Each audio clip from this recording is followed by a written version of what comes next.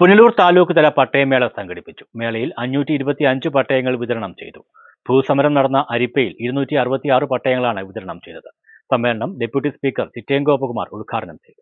പുനലൂർ താലൂക്ക് തല പട്ടയമേളയിൽ വിതരണം ചെയ്തത് 525 പട്ടയങ്ങളാണ്.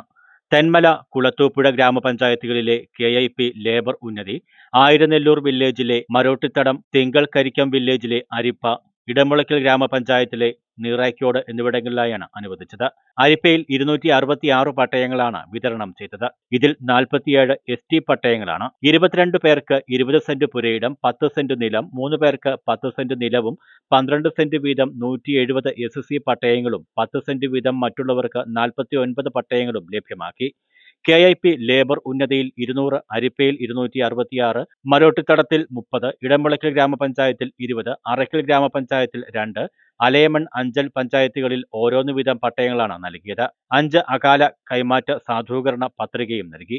ഉദ്ഘാടനവും പട്ടയ വിതരണവും കുളത്തൂപ്പുഴ KSRTC മൈതാനത്ത് ഡെപ്യൂട്ടി സ്പീക്കർ ചിറ്റയം ഗോപകുമാർ നിർവഹിച്ചു. KIP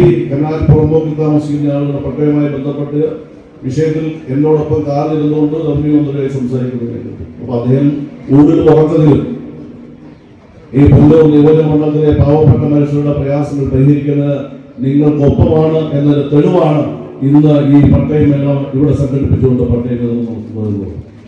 തീർച്ചയായും ഇവിടെ ഈ പട്ടയം നൽകുന്നതിന് ഗവൺമെന്റിനെ കൊണ്ട് നടത്തിയെടുക്കുന്നതിന് വലിയ പരിശ്രമമാണ് അദ്ദേഹം നടത്തിയിട്ടുള്ളത്.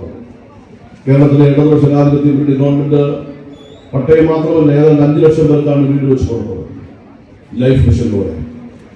ഫോറസ്റ്റ് വില്ലേജുകൾ റവന്യൂ വില്ലേജുകളാക്കിയുള്ള ജില്ലാതല പ്രഖ്യാപനവും നടന്നു.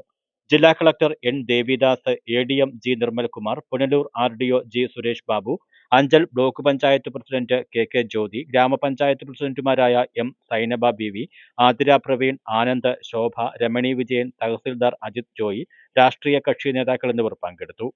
ന്യൂസ് ബ്യൂറോ, കൊല്ലം.